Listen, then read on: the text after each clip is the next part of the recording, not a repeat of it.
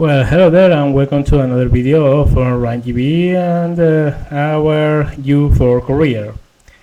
Well, in the last one we finished our patrol, so it's time to get started with a new one. But before that we need to reload supplies, ammunition, we have to unload our sailors, etc.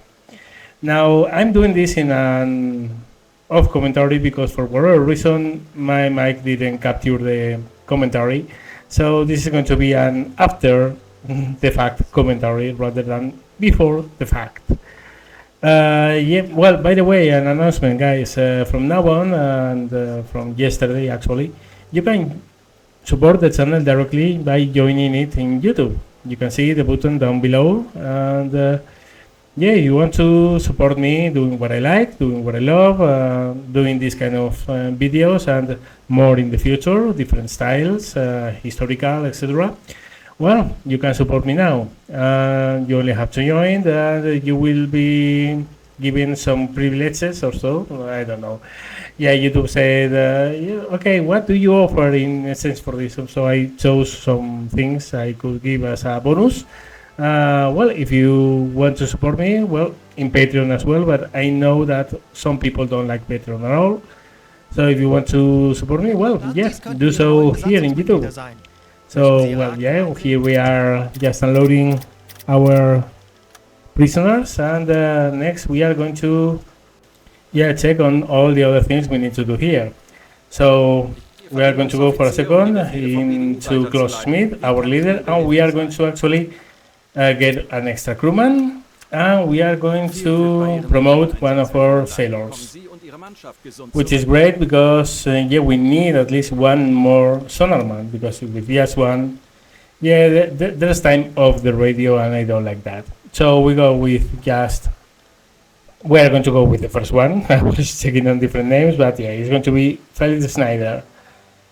Promoting, radio man, accepted. And we now have another officer. Now, of course, I don't remember that.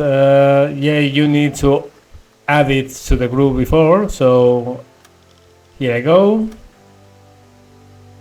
Mess around a little bit. Yeah, now it's boarded. And we will add another sailor from our ready list to fulfill our capacity of sailors. Okay, tasks. He's going to be our technician officer. Why? Well, because of the technician officer main role is to care for the hydrophones. So that way we will have alternative officers doing alternative things. He's also going to be a first aid sailor, and I'm going to add him and the other radio operator to playing cards. As for why, well, as you are going to see in a second, because I'm going to show it that schedule, I'm going to alternate them like this: 2 hours off, for on, 2 off, 2 on. They are going to overlap, and at sometimes there will be 2 radio officers awake and in service in schedule.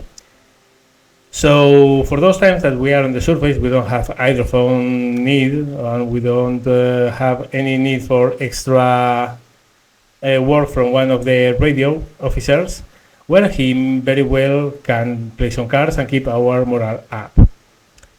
Of course, for the times that we are in an emergency, in an alarm setting, one will be on the radio, another one will be on the hydrophone. Specializations, you can see we are not ready yet. And now we are going to fill our torpedoes, our fuel, and first, of course, we are going to unload after this is me derping a lot, but we can sell those and make a little bit of money, and we can buy some replacement part, and now we have 2 stacks of both medicines and replacement part. We're also going to fill our stacks of food, I don't want to repeat that famous instance in our U-31 career when we ran out of food. Of course, that was because of UB. I wasn't expecting how much the crew was eating with that mod, but yeah. Well, fill our fuel, and now we are going to fill our torpedoes, and we are going to go with T2s. Why T2s? Well, T1s can be a lot faster, and that's really good for short range shoots, because the faster the torpedo is going, yeah, the less accurate you have to be. But no wake is a huge thing, so yeah, I'm going with electrics. One more rebreather, and I'm going to get a rifle. I'm thinking between the rifle and the diving suit, but I'll go with the rifle. Okay, we are all set. It's 4 days that are going to pass very fast. And now we are back and ready to sail. So let's go to the lean officer and see what does he have as orders. Dies sind aktuelle Einsatzbefehle vom BDU. Geheim. Die Schlacht am Atlantik hat begonnen und unsere U-Boote werden eine entscheidende Rolle im Kriegseinsatz haben. Unsere U-Boote operieren in der Nähe der britischen Inseln, legen Minenfelder an ihren Küsten und patrouillieren in der Nähe ihrer Schifffahrtsrouten. Unser Einsatz ist klar: den Tonnagekrieg gewinnen, indem wir die britischen Schifffahrtswege blockieren. Das britische Empire ist mächtig, aber diese Macht hängt stark vom Seehandel ab. Die Briten behaupten, dass sie eine neue Wunderwaffe namens Aztec haben, die unsere U-Boote überflüssig macht. Aber wir arbeiten an Gegenmaßnahmen, um dem zu begegnen. Unsere U-Boote werden nachts an der Oberfläche operieren und, wenn möglich, Wolfsrudeltaktiken anwenden. Wir hoffen, Frankreich aus dem Konflikt heraushalten zu können. Daher sollten französische Schiffe nur im Selbstverteidigungsfall versenkt werden. Dies wird keine leichte Schlacht, aber wir werden nicht wanken. Wir werden die Schlacht im Atlantik gewinnen. And that is our main campaign here, at least at this time, Tonnage War.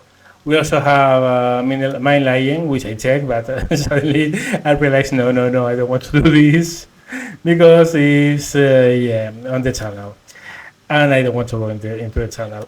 So we have 2 Tonnage War missions, one in AN1, one in AN4, and I'm going to go with AN4, I think. Yeah, the southern one. Here you can see now the description is very important. Where do the merchant ship sinkings count? In those squares. Out of those, they won't count for the campaign. So yeah, you can see with the mouse and kind of checking the areas that our kills will be valid. We need to do 2200 kilometers of patrol, which is quite a lot in this tiny submarine. And yeah, we have additional objectives of sinking 7,000 tons, and we are going to have a war correspondent on board. So yeah, well, that's extra prestige. You look at that, it's 100 prestige. So I go with this one, and here we have our war correspondent, Johannes Ortel. So welcome, Mr. Ortel, and now we are ready set for going in patrol. Yeah, now we have 7 officers in a very tiny world, or rather submarine, with only 4 berths to sleep. So we really need to be on top of our crew management here, because of course only 4 can be sleeping at the same time. So yeah, more than 6 officers in this tiny boat is too much, honestly. But yeah, it is what it is, and we need to make this correspondent happy. So we'll do that. And out of the harbor we go, at least out of the moorings, and making our way towards the exit of the harbor. So yeah, second patrol. The first one was really successful. We'll see if this one is so successful and so varied, or with so many things in it.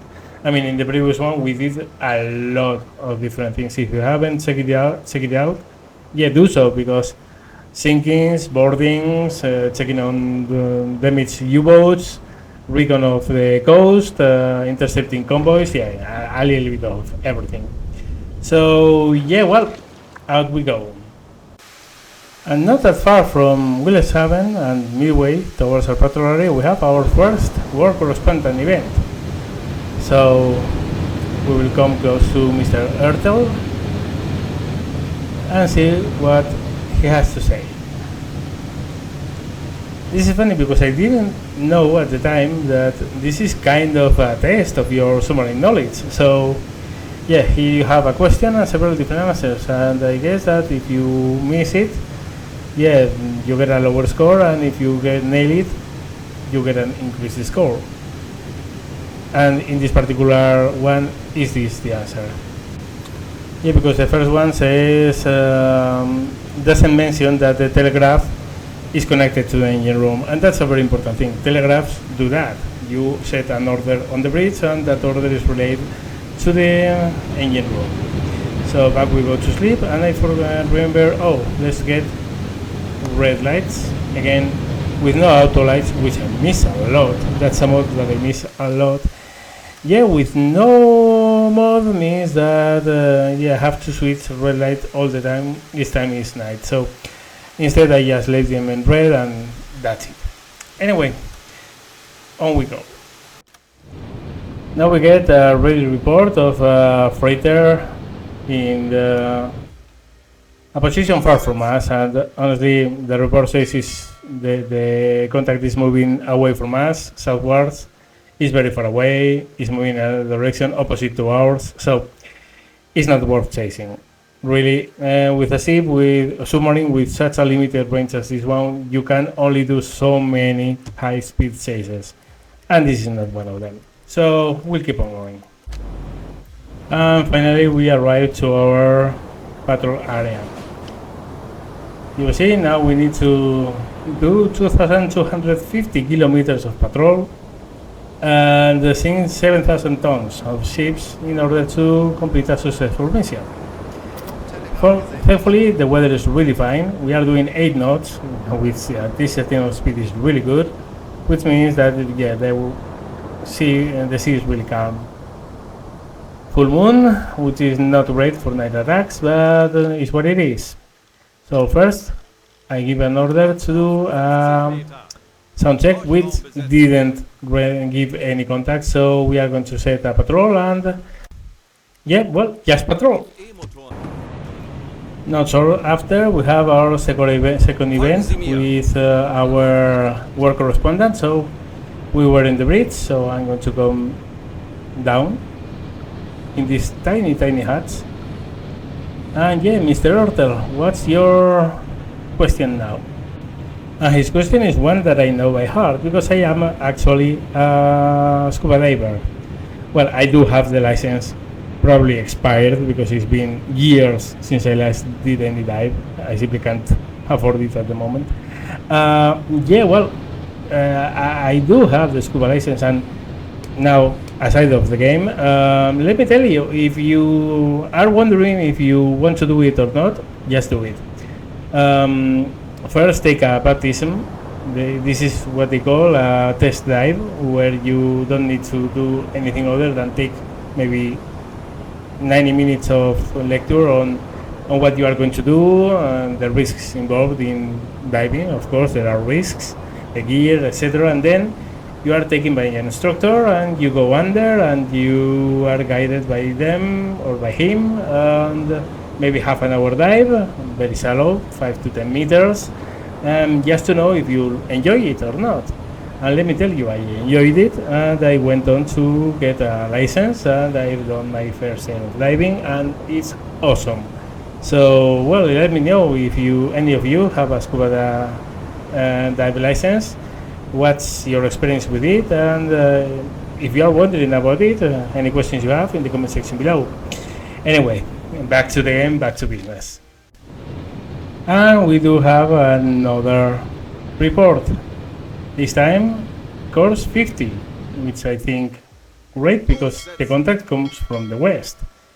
So it says interception not possible, which is kind of strange because I'm wondering, a course of 50 should be something like this.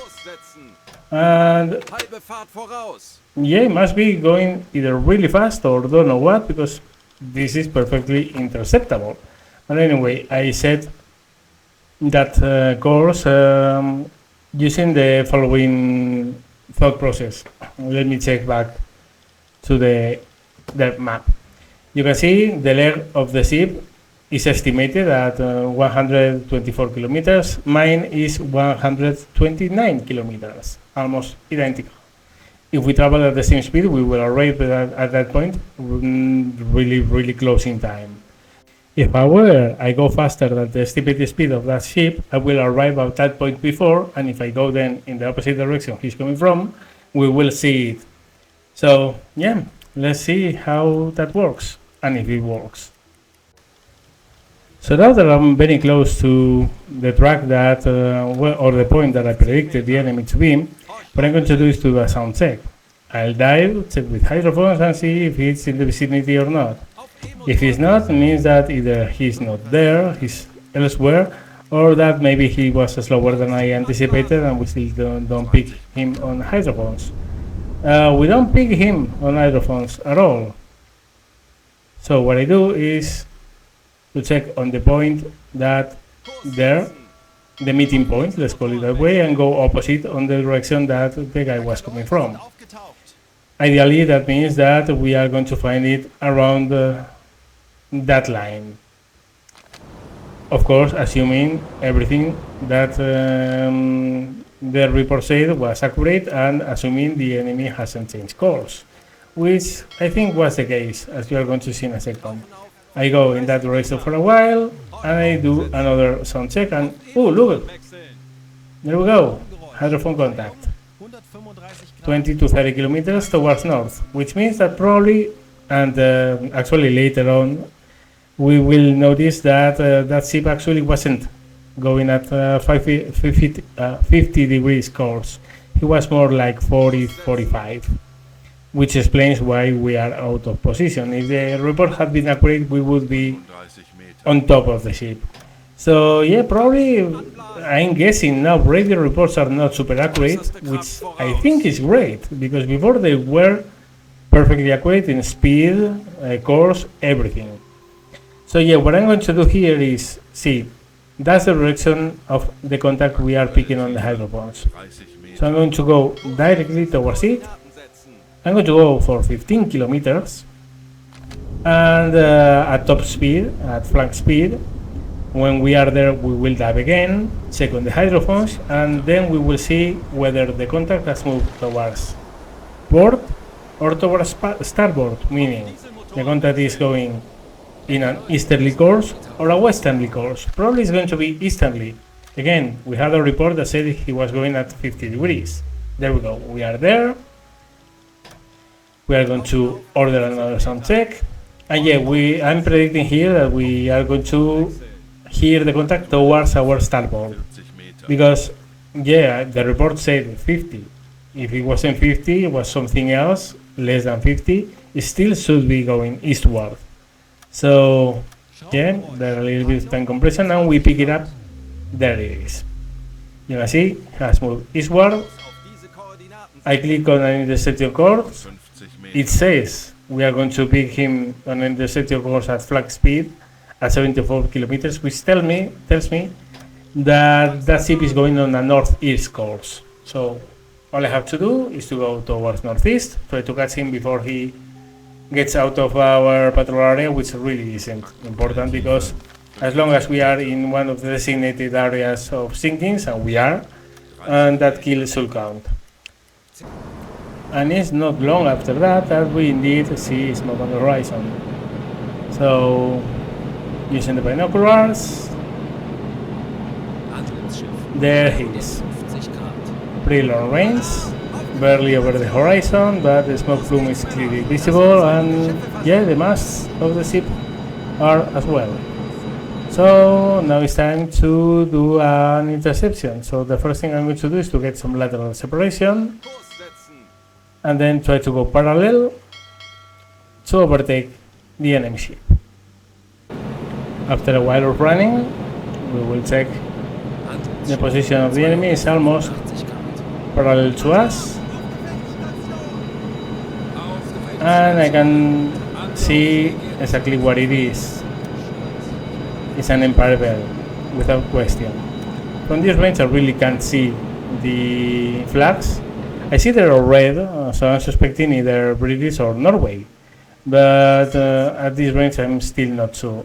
I refine my course to be more parallel to the enemy, and we will overtake and make the proper measurements when the time comes to do so. A little bit of time has passed by. We are again mostly abreast. I have been closing the distance a little bit, not a lot, because night is falling, as you can see. Sun has already gone down, there's a full moon, so we have to be careful with visibility. But I still want to come closer, because I want to be closer by to make the proper observations to calculate the speed, course, all that, yes. And from here, here I'm commenting that I think that's a British ship, because I'm seeing a red flag with a tiny blue dot on the upper right side. Of course I can also be that I'm totally blind, but in the end, spoiler alert, is a British ship. So I did the identification correctly. And here what I was explaining was, full moon. Well, I'm not sure if in the game the calculation is done that way for visibility, but in real life submarines tended to attack from the side where the moon wasn't. Why? Well, because if you have a low moon and your submarine is between the moon and the ship that is the cargo ships, the transports, well, it can happen that your submarine is backlighted by the moon. Conversely, if the submarine is looking at a ship with the moon behind, the ship is going to be backlighted by the moon. So it was really one of the big rules of surface attacks during nighttime to attack from the side of the moon. In this case, I am in the side of the moon, so I'm not in the good position. But then again, I'm probably going to do a submarine attack, not a surface one, because there's still a lot of light.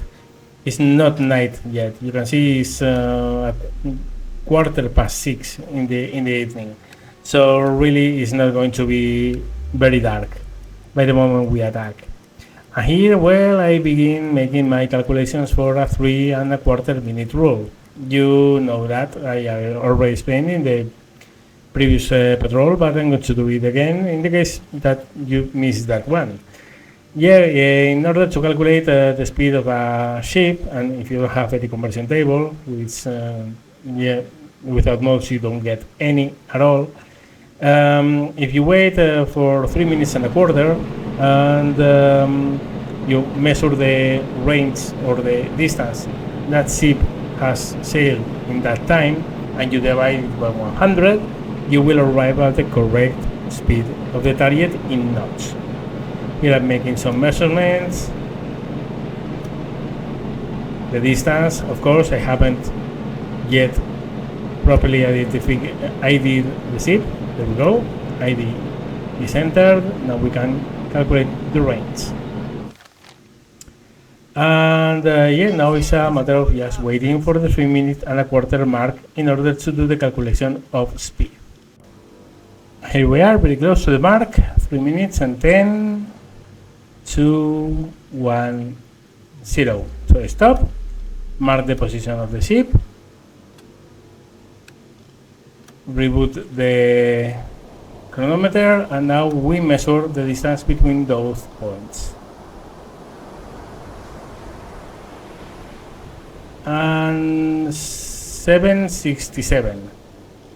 So here I actually make a tiny error here. You are going to see in a second. Okay, first we are going to measure the course. So we extend the line and we measure with the angle measurement is 45 degrees. So now we know why when we were trying to intercept it, the ship wasn't there.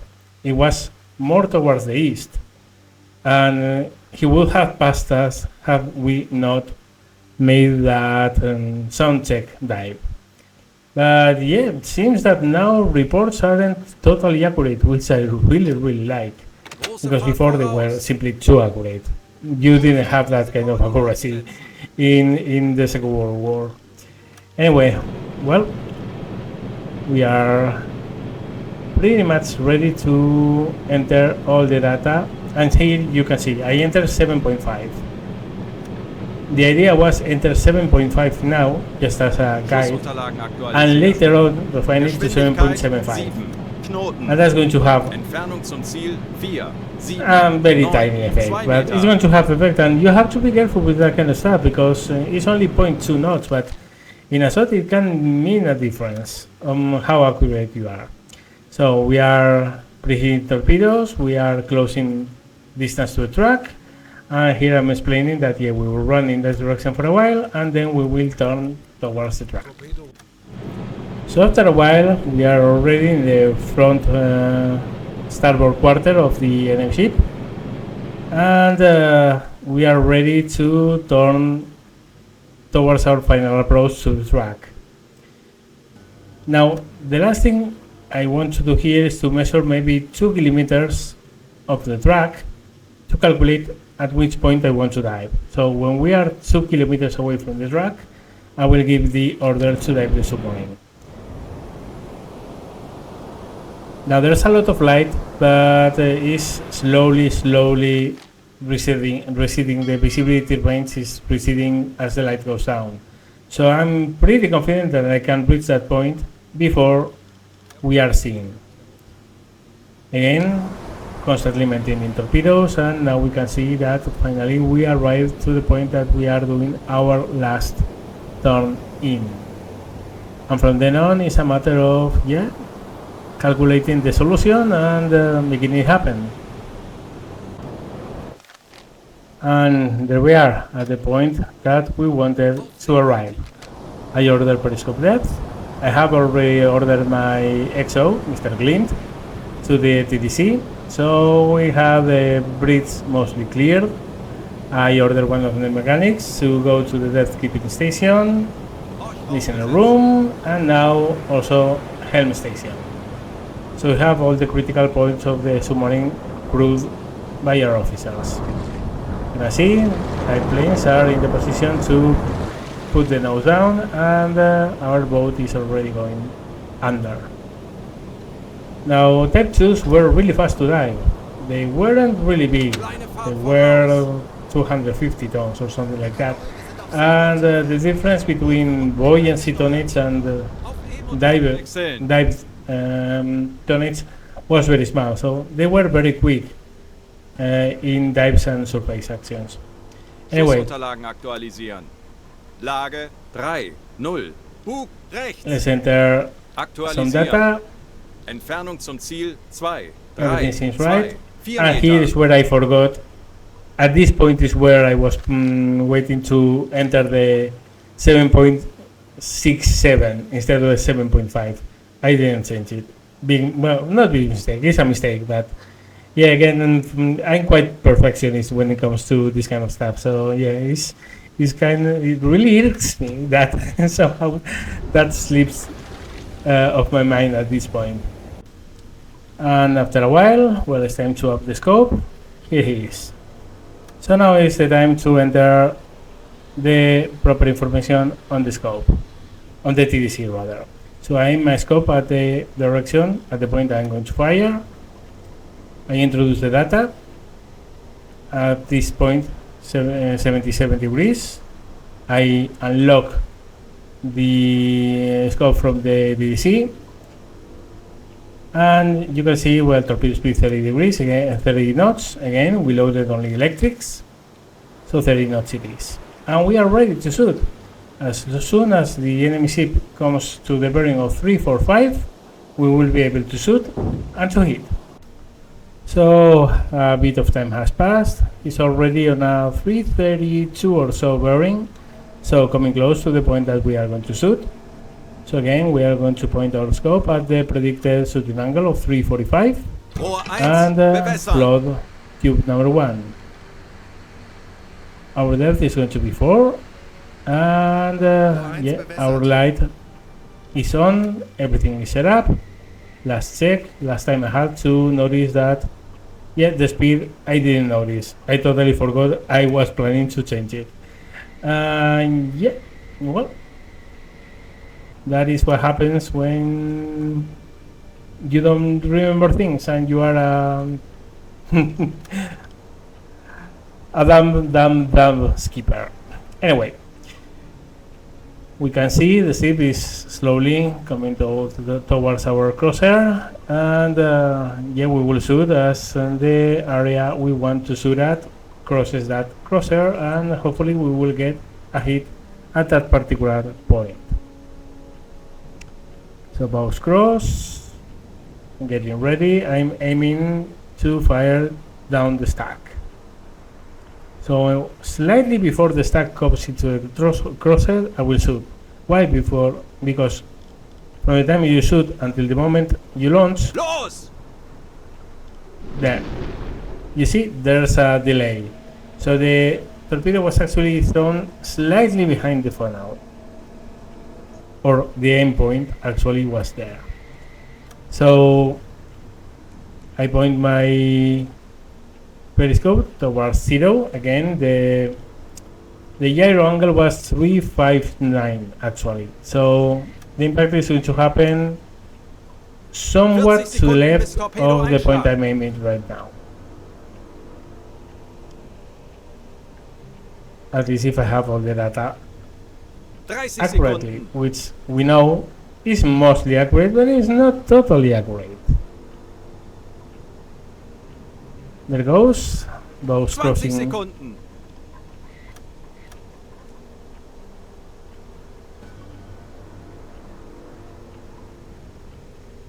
Zehn Sekunden bis Einschlag. I start crossing, bridge crossing, and now I'm saying now. And yeah, now, but actually it wasn't on the place I was aiming, it was slightly aft. Again, the speed measurement, yeah, it's a very tiny difference and actually it didn't matter at all, but in longer range shots it might very well matter, so gotta be careful with that for future attacks. Here I'm explaining that yeah, the list is going really fast, and that there are already lifeboats, so that ship is going to sink almost for certain. There's still a slight bow wave, I guess in inertia, but yeah, no smoke coming from the stack, lifeboats, so the ship has been abandoned, so it's time to Tanks order anblasen. surface. Aktuelle Tiefe 5 Meter. And as soon as we go on the surface, I will order our XO Glint to go to the machine gun, the AA gun, because we can use it to finish off the merchant. Auf Dieselmotoren So up we wechseln. go. I ordered my captain to the bridge. Still Alarm beenden. there. Now we can send Glint to the machine gun. No need, however, because our target has been sunk. And yeah, they sink too fast. They sink too fast. I really miss the realistic sinking mechanics mod. Well, I guess release is not very far away, and mods will begin to happen for this version of the game as well. Yeah, well, now we have a couple of lifeboats to tend to, and maybe something to recover from the wreckage. We'll see. We'll come closer, we will accelerate a little bit, and see if there's something there. So after moving closer, I order to slow down a bit, and now we can check out the wreckage.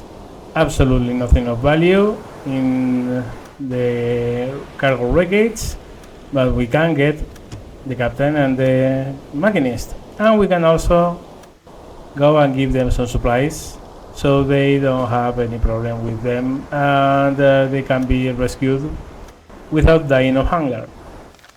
And yeah, well, that's going to be it for this video. Yeah, well, I really need to know what the hell happens with my microphone, why doesn't it record my in-game commentary, but in this case it didn't. I hope the after commentary was okay enough and that you have fun. As always, if you did so, give me a thumbs up. Remember YouTube algorithm, and it really helps the channel out if you do so. So yeah, Also, remember, anything you want to say, anything you want to comment, any ideas you have, whatever you want to share in the comment section below. And yeah, once more, if you want to support the channel and help me keep doing what I like to do, well, you can join the YouTube channel and support me on Patreon, whatever you want to do. And yeah, well, be part of this channel in a more active way and support it in a more active way. Anyway, guys, thank you very much for watching and see you later.